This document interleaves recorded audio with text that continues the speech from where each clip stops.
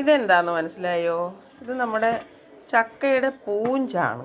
പണ്ട് ഇതൊക്കെ ഒരുപാട് തോരൻ വെച്ചൊക്കെ അമ്മ തന്നിട്ടുണ്ട്, കഴിച്ചിട്ടുണ്ട്. കൂടുതലും എൻ്റെ അച്ഛാമ്മ അവരൊക്കെ ഇതുപോലെ തോരൻ വെച്ച് തന്നിട്ടുണ്ട്. അപ്പോൾ ഞാൻ ഇന്ന് എന്തായാലും ഈ ചക്ക പൂഞ്ചെടുത്ത് വെച്ച് ഒരു തോരൻ വയ്ക്കാൻ പോവുകയാണ്. ആദ്യം നമുക്കിത് കുഞ്ഞായിട്ട് കട്ട് ചെയ്തിട്ട് വരാം.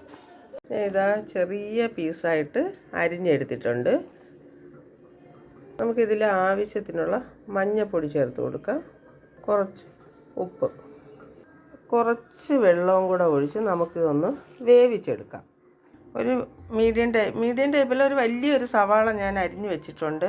പിന്നെ അരപ്പിന് വേണ്ടി പച്ചമുളക്, കുറച്ച് മഞ്ഞൾപ്പൊടി, സാദാ ജീരകം, പെരുംജീരകം, വെളുത്തുള്ളി ഇതൊന്ന് ചതച്ചിട്ട് വരാം. വേറൊരു ചീനച്ചട്ടിയിൽ ഓയിലൊഴിച്ച് കടുക് പൊട്ടിച്ച് കറിവേപ്പില, സവാള ഇതൊന്ന് വഴറ്റിയെടുക്കാം. ലേശം ഉപ്പൂടെ ചേർത്ത് കൊടുക്കാം. നേരത്തെ നമ്മൾ ഇത് വേവിക്കാൻ വെച്ചപ്പോൾ അതിൽ ഉപ്പ് ചേർത്തിട്ടുണ്ടായിരുന്നു, തയ്യാറാക്കിയിട്ടുണ്ട്. സവാളയുടെ നിറം ഒന്ന് മാറി വരുമ്പോൾ നമുക്ക് ഈ അരപ്പൊന്ന് ചേർത്ത് കൊടുക്കാം. ഇതിൻ്റെ പച്ച മണമൊക്കെ ഒന്ന് മാറുന്നത് വരെ ഇത് ചൂടാക്കിയെടുക്കണം. ഇതിൻ്റെ പച്ച മണമൊക്കെ ഒന്ന് മാറിയിട്ടുണ്ട്. നമുക്ക് നേരത്തെ വേവിച്ച് വെച്ചിരിക്കുന്ന പൂഞ്ചി ഇതിലോട്ട് ചേർത്ത് കൊടുക്കാം. ഇനി ഇത് നന്നായിട്ട് നമുക്കൊന്ന് മിക്സ് ചെയ്തെടുക്കണം. അങ്ങനെ നമ്മുടെ വാഴപ്പൂഞ്ചി തോരൻ റെഡി ആയിട്ടുണ്ട്. വെന്ത് കുഴഞ്ഞൊന്നും പോയിട്ടില്ല, നല്ല ഇതായിട്ടിരിക്കുകയാണ്.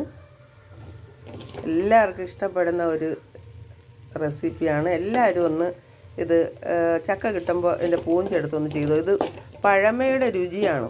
പണ്ട് അമ്മമാരും അമ്മൂമ്മമാരും ഒക്കെ ഒത്തിരി ഉണ്ടാക്കി തന്നിട്ടുണ്ട്.